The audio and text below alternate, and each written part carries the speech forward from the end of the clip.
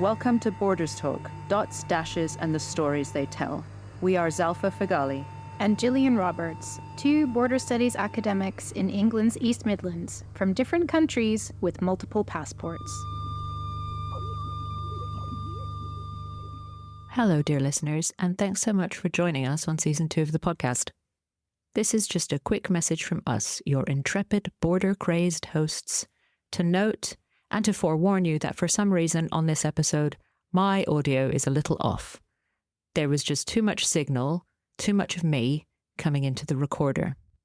This means I sound a little robotic at times, maybe more so than usual. Sorry about that, and thank you to the heroic Steve Woodward, who's also known as the podcasting editor, for making me sound like a real person. Enjoy the episode. Welcome to Season 2 of Borders Talk. We are very excited to be back. This season is going to be slightly different from Season 1 in that we are focused on thinking through borders around keywords. Our first keyword for this episode is vulnerability.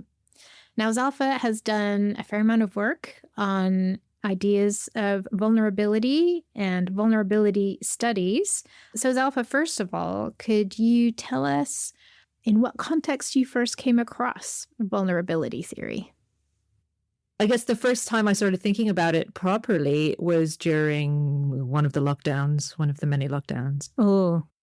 Because it was a word that was being bandied about by lots of different groups. And then there was this mythical group of vulnerable people who were ultimately expendable because they didn't exist as actual people. They just existed as a group who would take the social hit for COVID-19. They're like pre-existing vulnerable people. Absolutely. So we started using it pretty, I think, uncritically. And then it started taking on, I don't know about you, when you were starting to go back to campus, did you have to do vulnerability assessments? I don't remember that, no. I think lots of different workplaces were asking people to do various risk assessments, basically, around calculating whether or not you or your family member or whatever were quote unquote vulnerable. And it got me thinking about how vulnerability is both weaponized and theorized differently in different contexts and how that had changed. And I remember doing, and I've started to write about this a little bit, I remember doing a sort of brief analysis of how many Google searches for the term vulnerability or am I vulnerable or how to define vulnerable, how that spiked during the pandemic. And oh God. Yeah, so anyway, hopefully one day I will finish writing that thing. Nevertheless, thinking about borders and vulnerability, I think I've been doing it, and I would posit that you have been doing it for some time as well, but we just don't know, or we haven't recognized that that's what we do. Do you want me to talk about borders and vulnerability, or do you want to talk about vulnerability as a term and how it emerges and what it means? Yeah, let's start there and then move to borders, because I think you're right that we're so accustomed to thinking about vulnerability, perhaps especially in the wake of the pandemic, which is still going on, by the way, in those medicalized terms. But obviously there's a lot, or maybe not obviously for people who haven't been reading around this idea, that there are some sort of particular strains of vulnerability studies and vulnerability theory that might be worth sketching out before we start to plug that into border studies. Yeah, I'm unlikely to be as comprehensive as I want to or should be, but we know a very standard recognizable definition of vulnerability is being susceptible to harm, or vulnerable means being susceptible to harm. And it comes from the Latin word for wound, which is vulnus. And that appears, the term vulnerable appears for the first time in like the early 17th century. There's a Thomas Middleton pamphlet where it turns up. And more famously, and this is the example that I use in my book that I'm writing, so don't ask me to talk any more about it. I make no promises. I was looking at you over the microphone like, do not do this to me, Gillian. More famously, we have it in Shakespeare's Macbeth, which is being performed around the same period, sort of 1609, 1616. 1609 is when the Middleton pamphlet comes out. Sorry, did you mean to say the Scottish play? Well, it's too late now. Because I think you've just rendered us very vulnerable. Well, I mean, as we shall come to discover, we were always already vulnerable, my friend. Continue. And so Macbeth, at the very end, when he's having a fight with Macduff, he says, "Let fall thy blade on vulnerable crests, I bear a charmed life." So, don't waste your energy fighting with me because I am invincible. So vulnerability and invulnerability here. So invulnerability here is presented but not discussed.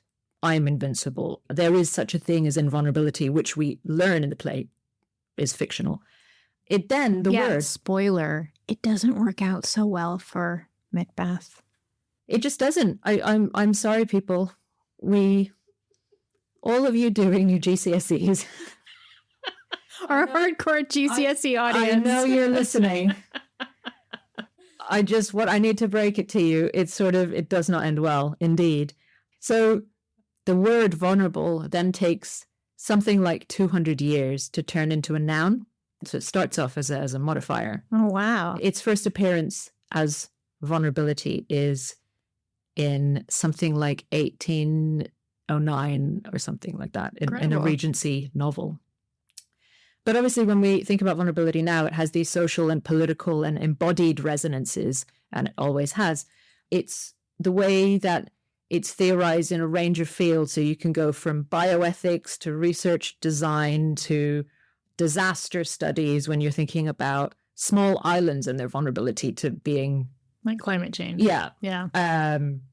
I was just going to say to being tsunamied, which is I've just verbed a tsunami. Okay, Shakespeare. Yeah, and he wrote a play about an island as well. So really, famously, yes, indeed. So it has all of these resonances, and there are also legal frameworks that define vulnerability and define people as vulnerable and in need of safeguarding, especially in the UK. So you have this idea of safeguarding specific groups of people who, for whatever reason, in this framework, wouldn't have the ability to give consent or don't have decisional capacity. So vulnerability is around, especially when we think about research and in clinical settings, it's around decisional capacity. Right. There's a big debate around different groups who might be eligible or ineligible to be part of clinical trials. Okay. It's like around consent, presumably. It's around consent, except you have the big question mark. The thing that throws this for me, and this was early on in my reading, and I had just the best time reading about this because it just, I'll tell you, everything was around consent, except for the group that isn't allowed to be automatically in clinical trials, and that's pregnant women. And that's obviously nothing to do with consent. Yeah. And it's nothing to do with decisional capacity. And it has everything to do with trying to work out a way of saying, we don't think you have the capacity to make a decision for yourself because there's another human being inside of you. Right. And it's framing.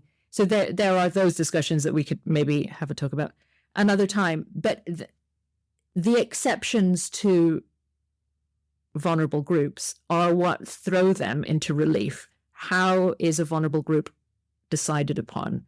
Are they vulnerable forever? How does that change? Can that change? And pregnant women or pregnant people are the group that has the capacity to expose how vulnerability is fictional, does fluctuate, is situational. It's made up of a bunch of relationships. Yeah. So we can think about how vulnerability is actually more closely related in the way that you and I might want to think about it to like a social model of disability. Yeah. And I would think that's like Mike Oliver's thinking about it.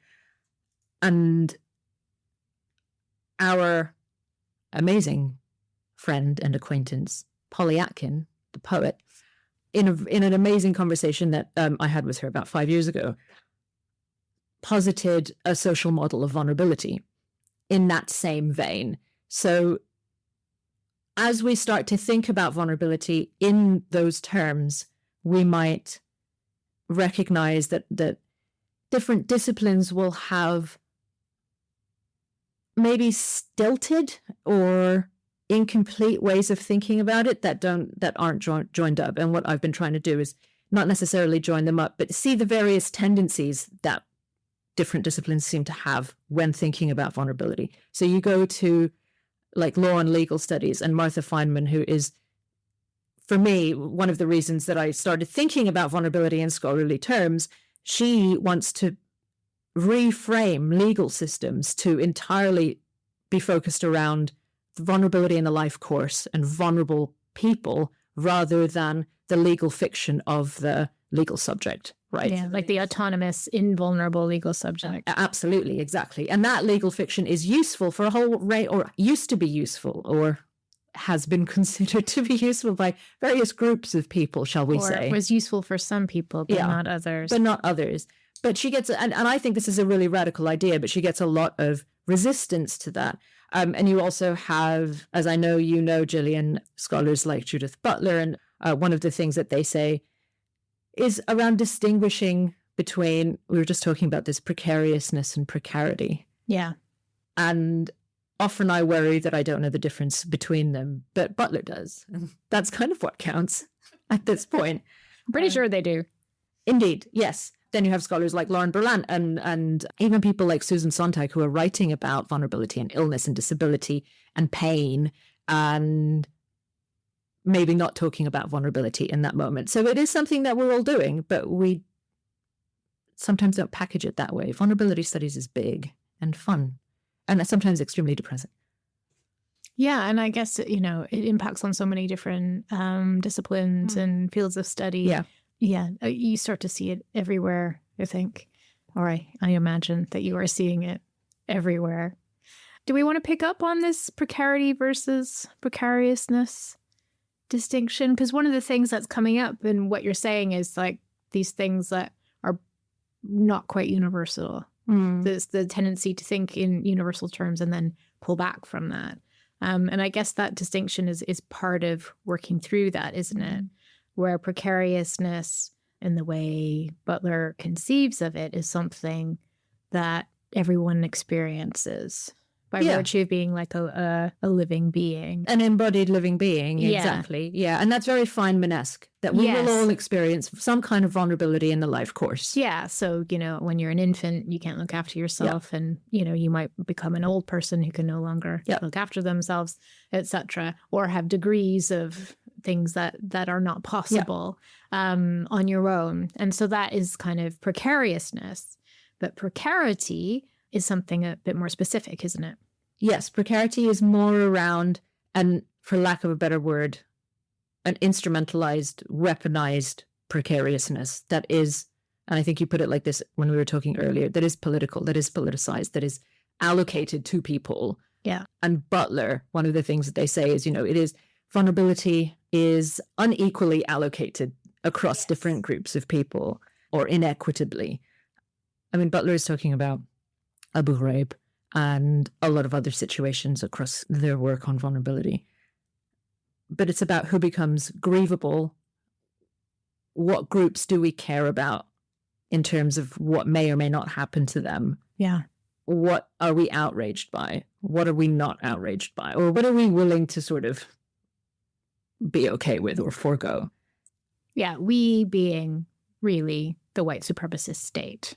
Right? Yes, not we individually, but also to some extent we individually. So there is I mean, I'm not speaking for Butler now. There is a kind of strain of thinking in vulnerability studies around how can we, as individuals, what can we do? Is there agency? And a lot of the time, the response is, well, the word ability is in vulnerability. It is there. We are agentic beings. Vulnerability is premised on the idea that we can't be agentic to some extent, that idea of decisional capacity. But actually, agency takes different forms, and we are used to defining it in certain ways. Yeah. So there is hope in the dark, perhaps. Well, we could all use some hope in the dark. And let's keep hold of that hope as the conversation continues, because I think we're going to touch on some pretty dark stuff. Can we segue now to thinking about how we take that conceptualization, which is really multiple conceptualizations of vulnerability, and look at borders in that way. Okay, so I'm thinking about this from the perspective of my work around North American borders, but there is applicability elsewhere.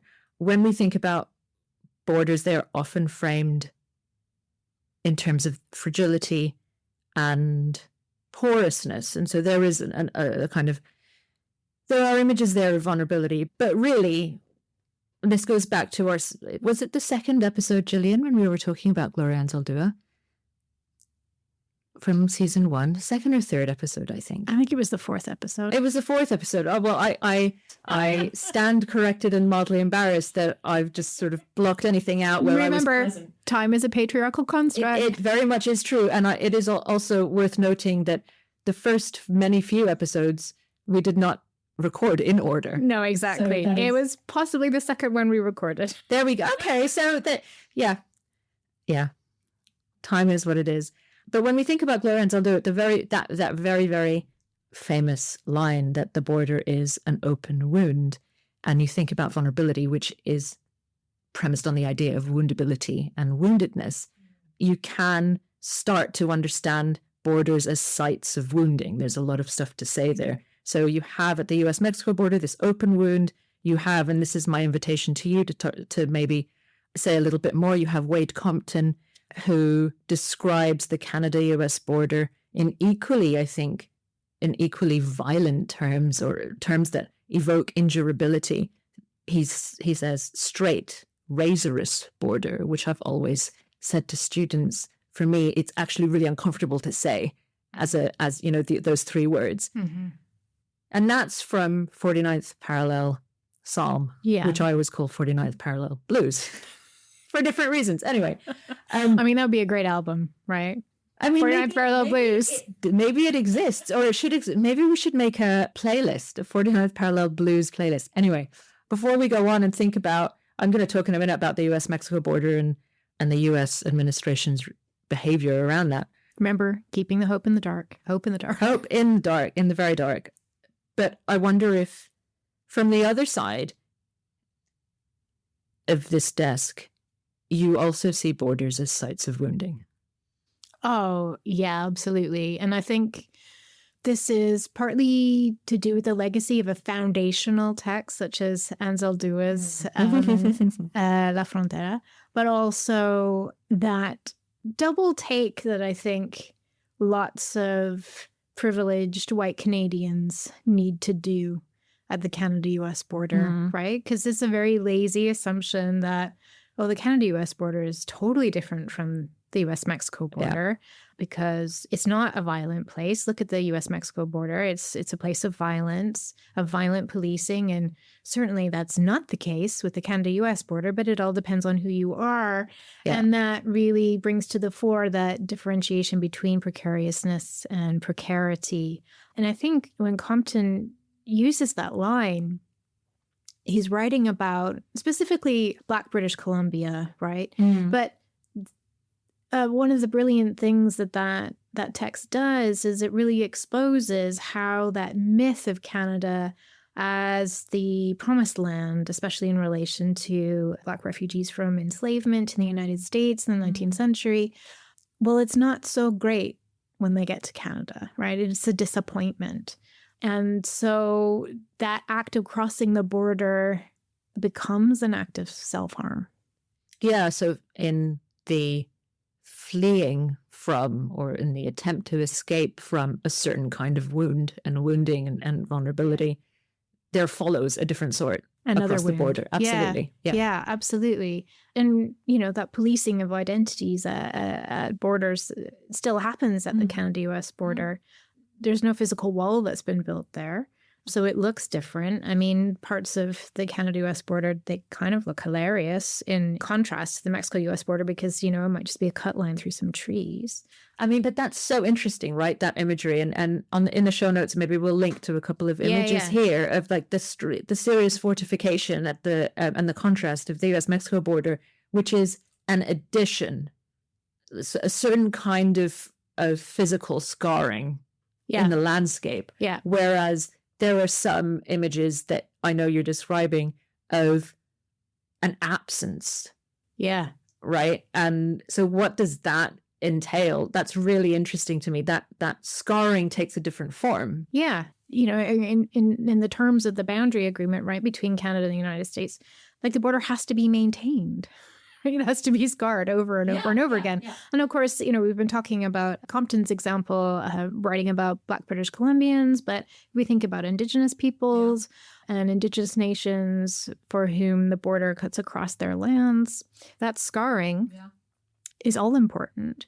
And it's a fictional settler colonial line drawn across their territories, but it has massive political implications. Yeah. According to the politics of the settler colonial nation state.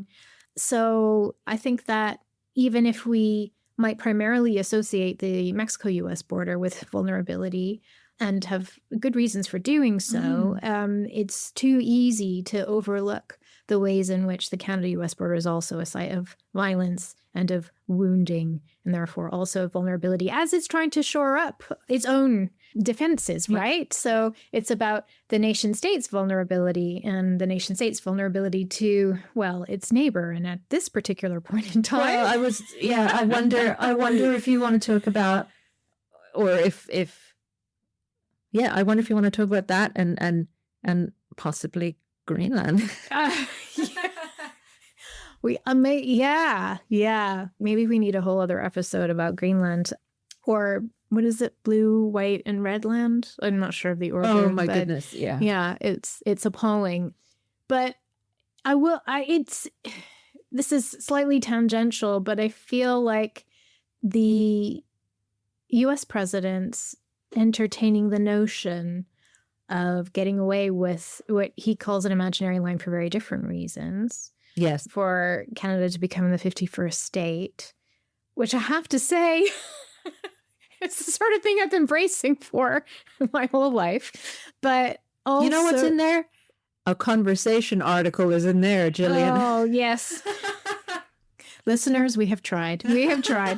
But it's such a contradictory position to be in, right? And I've seen on social media, you know, various activists make this reflection too, where we don't want to default to nationalism and the violence of nationalism, but neither do we want to accept the current US brand of fascism across the border. So I think the technical term is it's completely fucked up.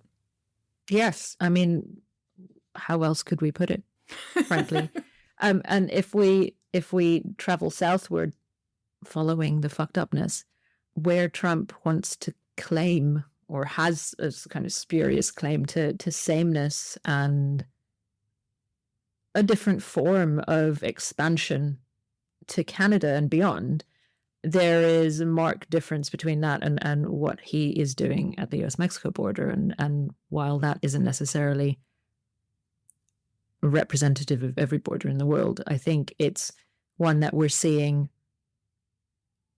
come to fruition at this moment, right? So I think I'll just go back to an executive order he signed in January. This is January 2025, in case my sense of time falls away at some point. Is this a border in the news that I feel coming on here? This may be a border in the news, but it's a border in the news that actually dovetails and coincides with a border and vulnerability. So it's very apt. And this order is called Declaring a National Emergency at the Southern Border of the United States, which is following on from a previous very similar executive order he signed in the first presidency. And he began by announcing, well, it begins rather, by announcing that, quote, American sovereignty is under attack. Our southern border is overrun by cartels, criminal gangs, known terrorists, human traffickers, smugglers, unvetted military-age males from foreign adversaries, and illicit narcotics that harm Americans, including America. I don't claim to understand the last section, but that's fine. So that order, it just reiterates that very familiar and also very unevidenced narrative of American border vulnerability, right? And it evokes these images of a border at constant risk of being overrun by these unrelenting invading entities. So the order again, and I quote, "This assault on the American people and the integrity of America's sovereign borders," the idea of integrity is what I'm interested in here, "represents a grave threat to our nation." So this, end of quote. So this executive order positions the US-Mexico border as super permeable. Its integrity is compromised, even while its kind of remedies for this are further fortify it. It's a 2,000-mile political boundary, put up additional physical barriers, get some more aerial surveillance systems, deploy personnel down there. So this porousness is maintained, though, not by... So the image that's evoked is people are streaming down south towards this border to kind of hold it up, and at the same time, these drug cartels in Mexico control who can and cannot travel, and that's directly in the order, can and cannot travel to the US from Mexico. So it's this kind of, there's a war happening at this place. It's a complex image that's being constructed. And the border is therefore the only line of defense against vulnerabilities created and damage wrought by these external bad actors. That is what's happening. The bad people are trying to get in. And this seems like, I think, maybe a very obvious set of observations. But this is, in order to create this image of being under constant attack, you also have to create, you have to accept that American borders are vulnerable. Yeah. Even while they're not, even while in different scenarios, they're invulnerable. Yeah. Right? So it is this paradoxical situation at this place. And lots of people, including me, will say, look, this guy and these borders and dog whistle politics and white supremacy. And that's all true. But state narratives of the US-Mexico border have always done this. Yeah. They've always foregrounded its fragility, and they've always constructed images of invasion. Invasion by people, invasion by drugs, invasion by disease. So you have this even while something like the US-Mexico-Canada agreement, which we call the new NAFTA, establishes and confirms how important it is that this border remain porous. Right? So there are these things that are competing with each other all the time. I don't think Trump likes his agreement anymore. Well, I think that is very true. But the US's two land borders need to be porous for trade and economic reasons, Yep. even while they can't be. So on one end, to the north, he's saying it's so porous that it might as well not exist. Yeah. And on the other end, he's saying, or it is being said, that it is so porous that it's extremely dangerous, but we'll take your cheap stuff. Yeah. Right? And again, these might seem like common sense observations, but from the perspective of thinking about it as vulnerability, as participating in vulnerability discourses, I think it's really interesting. So over the last 60 years, U.S. administrations and agencies have cast the U.S.-Mexico border as their main antagonist in tackling the flow of drugs. So you have, for example, Nixon's Operation Intercept in 1969, or preventing the movement of people. And what's interesting about preventing the movement of people, which is kind of what we're talking about now, you have in 1994, this feels like, for me, this feels very recent, but actually it's a long time ago. Yeah. Anyway. We had this conversation with Debbie, didn't we?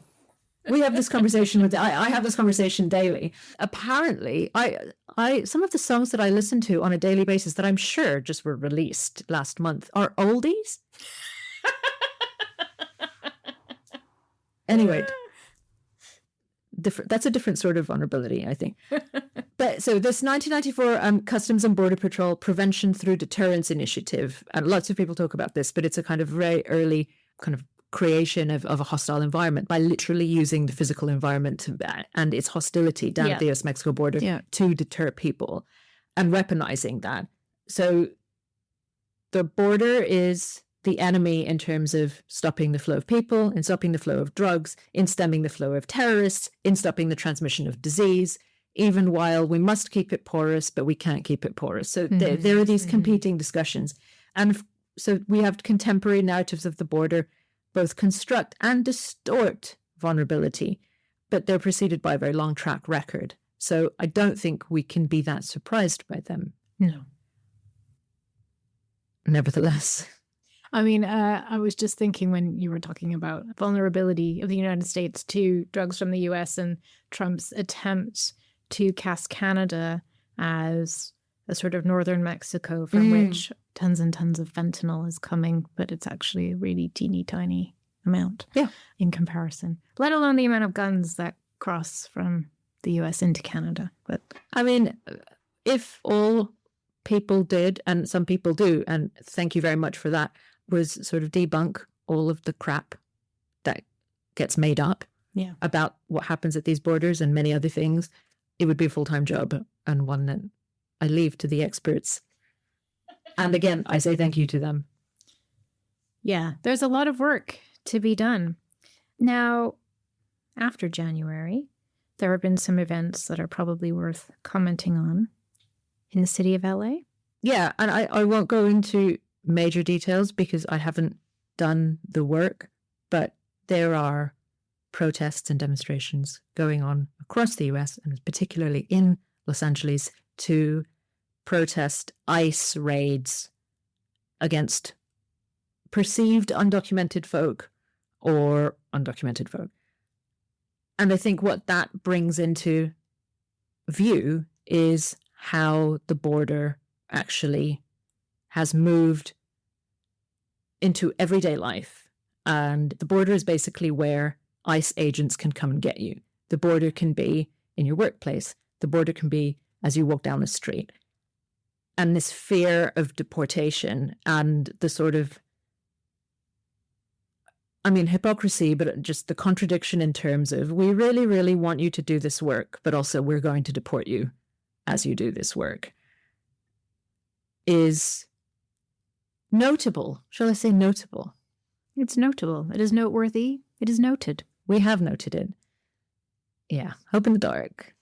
Hope in the dark. And it's, I suppose, LA being a sanctuary, a city of sanctuary as well, has raised the ire of the administration. And deploying the National Guard is an escalation that, well, that experts there are saying is unnecessary. Yeah. And that people who are cleverer and more on the ground than we are very clear is just not right. Yeah. As with many things with Trump, there seems to be a sense of a particular kind of spectacle that is deemed necessary according to that perspective. But it is horror. It's absolutely horrifying. So yeah, back to the hope. In the dark. Well, and I think it's worth saying that vulnerability isn't just about being harmed all the time. It's not just about feeling weak and being at risk. It's also space and a site, just as borders are, of potential, of ability, of agency, and of hope. So I think it isn't good enough for us just to go, oh no. But I mean, this is literally what we've done. But when we think about vulnerability, it's not good enough to just point out vulnerabilities and precarity, but to actually acknowledge the ways in which vulnerability and precarity are daily being reframed, resisted, forestalled, worked around, and how people who we would understand today to be in a state of vulnerability, these are not always terminal conditions. Yeah. Sometimes there will be a situation where vulnerability is there more so than it's not there. But it's also not one in which we should do the lazy mental work of just going, okay, vulnerable group. That takes us right back to COVID. And the vulnerable people were totally dispensable. We could, they can take the hit for us. Where actually groups that are vulnerable because of, back to the social model, because of structures that are in place that keep them that way. Yeah. Thank you, Zalfa, for talking us through how we might think about vulnerability in relation to borders and that very important reminder to keep that hope in the dark. Our next keyword is going to be hospitality. Where I will be quizzing. Where I will be in the hot seat. So we look forward to that conversation. Zalfa especially looks forward to that conversation, and we hope you do too. Bye. What borders have you known? Tell us your stories. Until next time, we've been Zalfa and Jillian on the line. Thanks for listening.